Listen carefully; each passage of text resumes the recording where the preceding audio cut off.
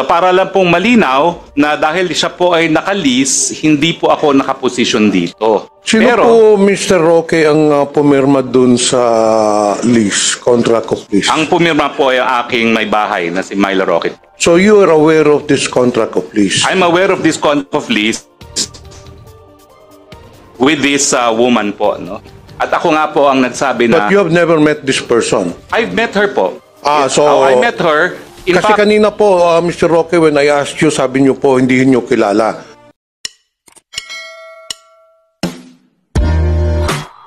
Relate? Is Representative Johnny Pimentel. Thank you, Mr. Chair. I have two matters rather to discuss in this committee. The first one, Mr. Chair, I'd like to reiterate my firm position that this committee should issue a subpoena to compel Ms. Cassandra Leong to attend this hearing. I have in my possession documents submitted by the Bureau of Immigration showing that Ms. Cassandra Leong has been going in and out of the country since 2008. So that would mean that Ms. Leong has been conducting business activities in the country for the past 16 years. And if you will recall, a month ago, the authorities raided the Pogo compound in Pampanga, and it was found out that there were traces of evidence that Ms. Leong owned or resided in one of these buildings. So therefore, Mr. Our Chair, I would surmise that this Ms. Leong occupies a very high position in the hierarchy of these illegal pogos. So that, Mr. Chair, it is imperative that we compel Ms. Leong to attend this by issuing a subpoena. Yun po ang isang matter that I would like to discuss. Now, the second matter that I'd like to discuss, Mr. Chair, is with regards to the recent reports that two Chinese nationals were apprehended in Baguio City, and supposedly these two Chinese nationals are persons of interest regarding exactly the matter of this hearing. So may I know from Yusek Gilbert Cruz, kung kayo po ba nag-conduct ng raid and apprehension dun sa Baguio? Wait, for a while. Congressman, Yes, I Vice brought the Chairperson. Wait. Vice Chairman Pimentel, I think you have a first motion. No, it was not a motion. It was a manifestation? It was a recommendation because we cannot pass this subpoena or contempt order without the quorum.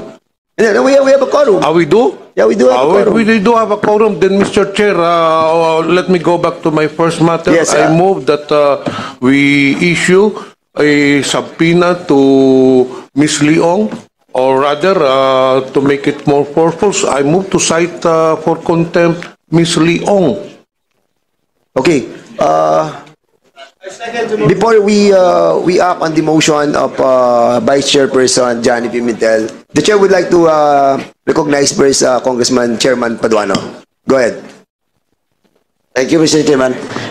Just to clarify our internal rules and protocols with regards to contempt, we cannot contempt, in my own personal understanding of our rules, Mr. Chairman, we cannot contempt a resource speaker without first issuing a subpoena at testificandum.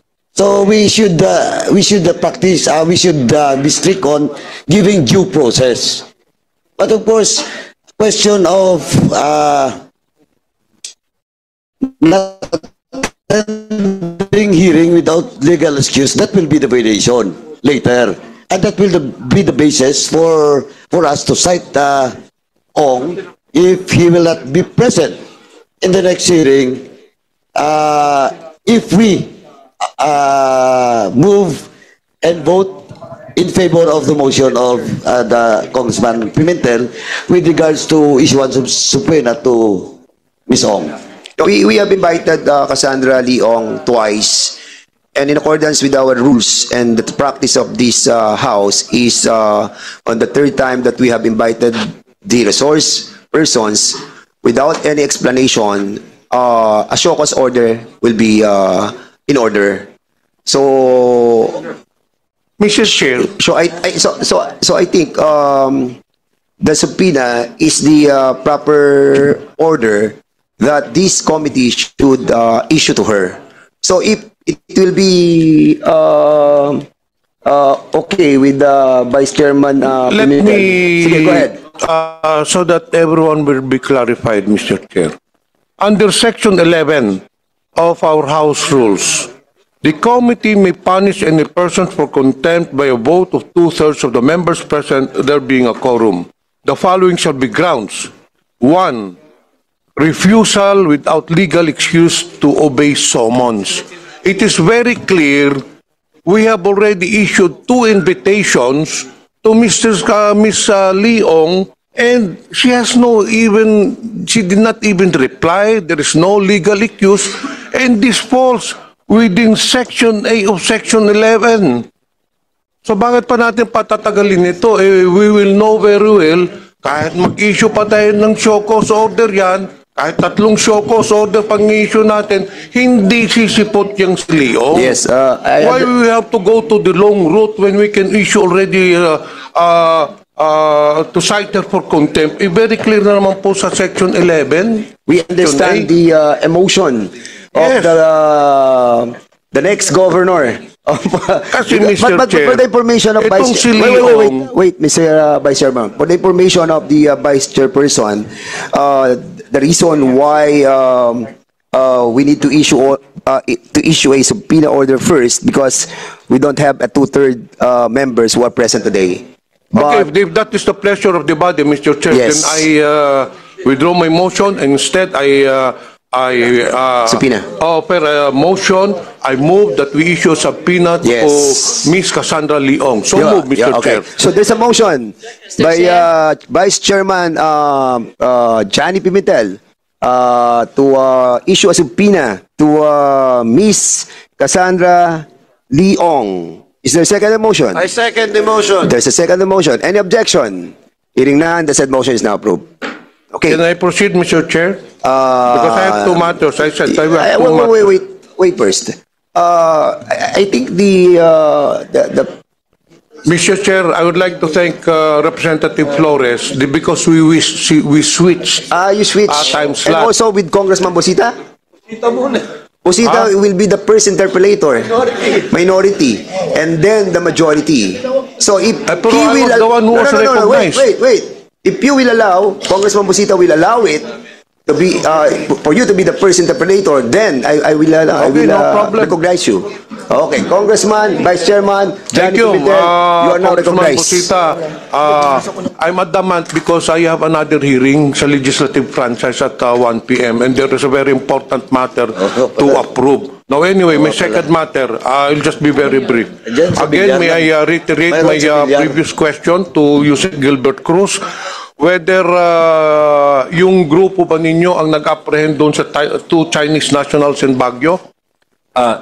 Yes, Your Honor. It's with the Bureau of Immigration and regional offices of Cordillera, CIDG, and the Anti-Cybercrime Group of Cordillera. Mr. Chair, pero kayo pong lead agency noon, ano? Yes, sir.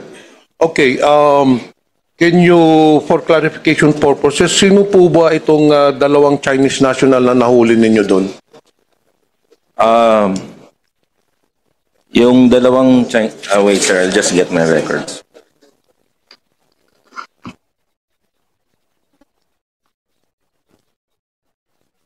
Yung dalawang Chinese nationals po doon, sir, is the female one is Wan Keating, who arrived in the country on July 17, 2024 with and another one, sir, is a male Chinese national who found to be undocumented, and later he introduced himself as a Cambodian, sir, by the name of Kon Mowern. And later on, sir, we found out na siya po ay isang fugitive wanted for prosecution under an Interpol red notice, and his real name, sir, is Mr. Sun Liming, who escaped to the Philippines and has introduced himself as Kun Muern, a Cambodian national. He has been identified as an IT consultant responsible for the creation of some IT platforms being used by scam farms in the country. He was apprehended by the Bureau of Immigration and the PAOK last July 27, 2024, sir, at Pinewood Subdivision 2, Babanguet. So just to clarify, Mr. Chair, so hindi pala dalawang Chinese national. Isang Chinese and then isang Cambodian. He introduced himself as a Cambodian, sir, but later on, sir, we found out na siya po ay isang Chinese national, fugitive Chinese national. Okay. Walang problema dun sa isa, no? Yung nagko-claim na Cambodian national siya. Very clear naman na fugitive yun. Apo. What about the other one? Ano naman ang kasalanan nun? Ang kinaso po natin doon is for her harboring this criminal, sir. So, are these two involved dun sa, connected ba ito dun sa Bamban Tarlac na Pogo? Iniimbestigahan pa namin till now, sir, but initially, sir, yun po ang pagkakaalam namin na itong si Sun Liming, sir, ay involved po siya, sir, dun sa paggawa, sir, ng mga platform that were being used in scam hub, sir, dito sa atin. Were you able to establish, Mr. Chair, the presence of this person dun sa Bamban operations? Wala pa po kaming lumalabas sa investigasyon namin, but we are looking at that, sir. Initially, sir, we have this information, sir. Now, Mr. Chair, paano nyo natuntun itong Chinese national dun sa Baguio? Was there a tip or talagang through intelligence work lang to? Bakit nyo natuntun? Bakit nyo naisipan na nandun nagtatago itong dalawang to? May informasyon po kaming nakuha, sir. Yes, sir. So, I understand na nagtatago sa isang bahay. I think Pines subdivision or a certain Royal Pine subdivision ang pangalan. Sino po may-ari nung bahay?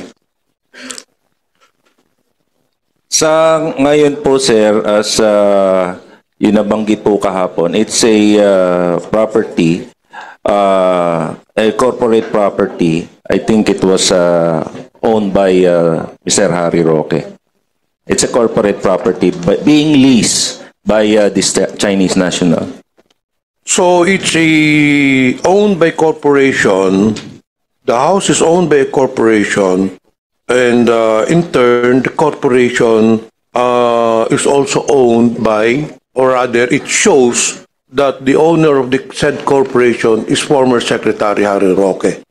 Yun po yung nakita namin sa hearing yesterday, in the Senate hearing, sir. Do you have the incorporation papers, or do we have a copy of the title of the house to prove that Secretary Harry Roque is indeed the owner of the said house? Wala po kaming dokumento as of today, sir. So more or less, we are assuming that Yes, it's sir. owned. Yes, sir. Paano po lumabas yung pangalan ni former Secretary Harry Roque when we do not have any evidences linking Secretary Harry Roque to the said house? As to the information kung bakit lumabas po yung pangalan ni Mr. Harry Roque is hindi po sa amin, sir, nanggaling. Siguro po, sir, may mga nagtanong-tanong po doon if whether kung nakikita po nila si Mr. Harry Roque doon o yung former spokesperson na Harry Roque. So, hindi na po namin alam, sir, kung saan nanggaling yung information. Mr. Chair, can we do some diligence work on this matter, because this is very important to establish whether that it is the house is truly owned by Secretary Harry Roque. Can we send some people to the register or to the local government unit to ask for documents, titles, and of course to the SEC regarding the corporation, the corporate papers linking Secretary Harry Roque to the said house? Kailangan siguro natin yon. Can we do that? Yes, sir. Yeah, we can have our investigation. To former Secretary Harry Roque, well, you just heard the statement of Yusek Gilbert Cruz that linking you to the said Chinese nationals. Kilala niyo po ba itong dalawang tao na nahuli ng PAOK? Hindi ko po kakilala itong dalawang tao. In fact, yung isa, sabi naman po ni Yusek, ay kakarating lang na bansa ng July, babae. Yung isa, pagpapakilala niya, ay siya ay Cambodian. No? So, hindi ko po kilala kung sino yung Cambodian na yan.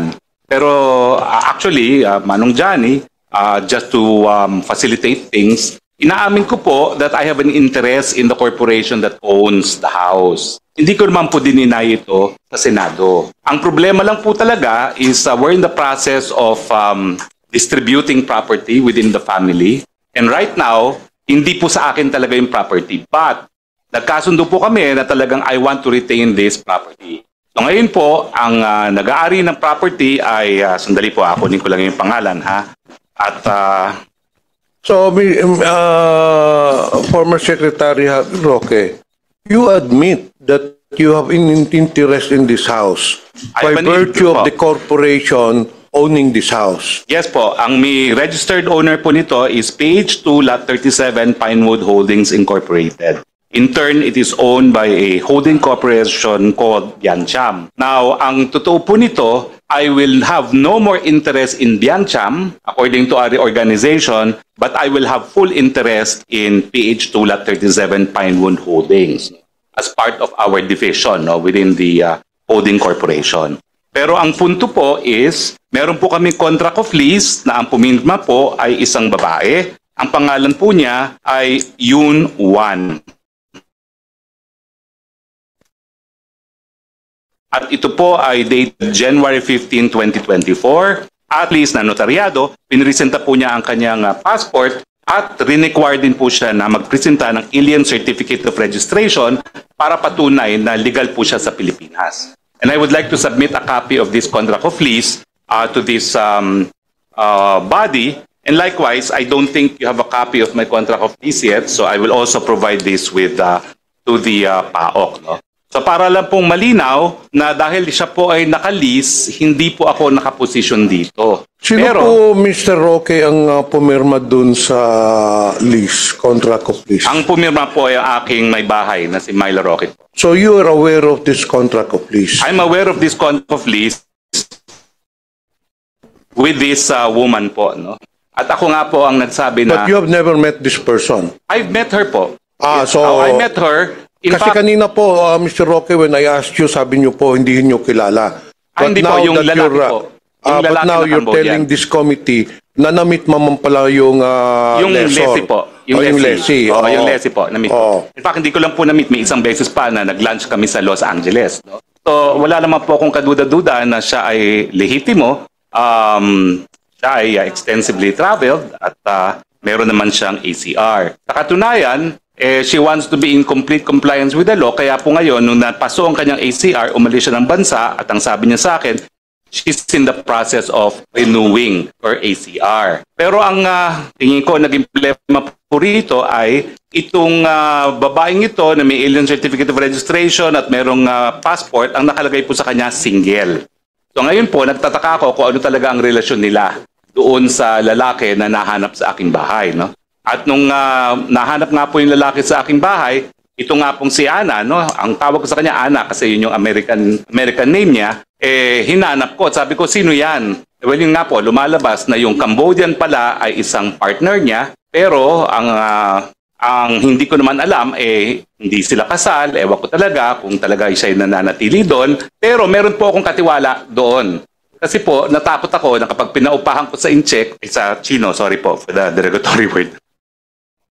Minsan po kasi nung ako'y nasa gobyerno, nagreklamo sa akin yung mga residente na isang subdivision sa Parañaque at rinifer ko sa OIC na NBI at ginagamit daw ang isang residential house bilang pogo. So, para nga po maiwasan na nagamitin ito for any other purpose, hindi ko po pinaalis yung katiwala ko doon. Nasa labas lang sila ng bahay, nag-aalaga ng hardin, nag-aalaga ng baka, at pinamamasbadan ko po kung ilan talaga ang pumapasok sa bahay. At ang sabi naman po nila, 3 hanggang 4 lang po ang talagang nag-i-stay sa bahay. At wala Mr. po Roque, talagang- kailan ho niyo nakilala itong lessee ninyo? Well, actually ako po, na-meet ko siya sa LA, kailan lang po. Tapos na-meet ko rin siya nung simula Wait. po, no? Mr. Chair, na-meet mo yung lessee, nasa LA ka. Ay, hindi po. Nag-lunch kami sa LA. Okay. Nag-lunch po kami sa LA. When you met this person, this lessee, meron ng existing contract of lease o wala pa? Meron na po. Kaya ako po siya kakilala. Kailan po nag-start yung contract of lease ninyo, Ang Mr. date Chair? po dito ay January 15, 2024 po itong hawak kong kontrako. So prior to the signing of the lease contract, you never knew this person? Yung lalaki po. Pero yung babae, kilala ko na rin. Matagal na mukhang kilala to. Kakilala ko na rin po yung babae. Pero ang contract of lease po niya is January 15, 2024. January 2024 yung contract of lease. So kailan na ho nyo nakilala itong taon to? Hindi naman po matagal. Kailan lang din po. Hindi ko lang po maalala talaga kung kailan. Pero kasi matagal na nilang gusto i-lease yung property. Ang balita Sino ko dun po ang sa... nagrekomenda sa inyo itong person na ito? Well, sila po talagang mapursige na gusto nilang umupa. Ako, nung una, ayaw ko talaga kasi gustong-gusto ko po yung bahay ko, no? At palagi po ako dun sa lugar na yun, no? Pero nagpupumilit at ang nangyari, ako naman po ay nandito na sa Manila. Sabi ko, sayang naman, nabubulok. Sige, paupahan na, no? So, ito po, isasubmit ko po yung aking contract of lease. Yes, please do. Pero Mr. Chair, Mr. Vice Chair, can we also have the copies of those, Secretary Roque, yung incorporators? You said a while ago that there is a corporation. Opo. Can you kindly submit also to the committee? Hindi ko po dala, but I can of course submit it. No? All right, thank you so much. Okay. Go ahead. Yeah, Mr. Chair, please submit it, Mr. Roque. So it has been established, Mr. Chair, as per, of course, the admission of Mr. Roque, that he truly owns the house, no? Kasi hindi ka naman magpapalis. You're the one who signed the contract of lease. Well, we have Yung an wife interest mo, in the ikaw corporation po. nagpirma. Yung wife ko po, But hindi you ko po already tinatanggi admitted, naman yan, you no? already admitted earlier that hindi ko by naman virtue po- of your owning the corporation Yes po. which owned the house, so literally, kayo po may-ari nun. Now, Well, my the question is, corporation, Mr. Roque, since kayo naman ang may-ari nun, pinupuntahan din naman ninyo yon. I'm very sure, according to Mr. Cruz, dun sa mga neighborhood, nakikita po yung presence ninyo. Did you not do any due diligence getting the background of this lessee? I did po by asking for the alien certificate of registration. Hindi po ninyo tinanong kung saang negosyo, ano ba negosyo nila? Well, Because it seems that very Oo. clear, kaya hinuli yan, i-involve talaga sa illegal pogo. Ay, hindi po. Inuli po yan at ako po yung nakipag-ugnayan na sa Chinese Embassy rin dahil may wanted pala siya for financial fraud. Hindi po sa Pogo. So, malinaw po yun, no? At napahiya nga po ako sa Chinese Embassy dahil ako yung malapit naman sa kanila, no? At in-explain ko rin na wala akong kinalaman na meron palang pugante sa China na nanirahan dun sa bahay na yon, no? Pero malinaw naman po na sabi po sa akin ng embassy, kaya nga po siya nasalagay sa red list ng Interpol. It's because of financial fraud. I think it is P2P in fact. Hindi ko nga alam kung ano yung P2P, no? Pero P2P financial fraud, kaya siya dinagay po sa Interpol red list. At hindi naman po dahil sa Pogo. So, At, Mr. Roque, Mr. Chair, wala kayong previous dealings nitong lessee? Wala po, wala po.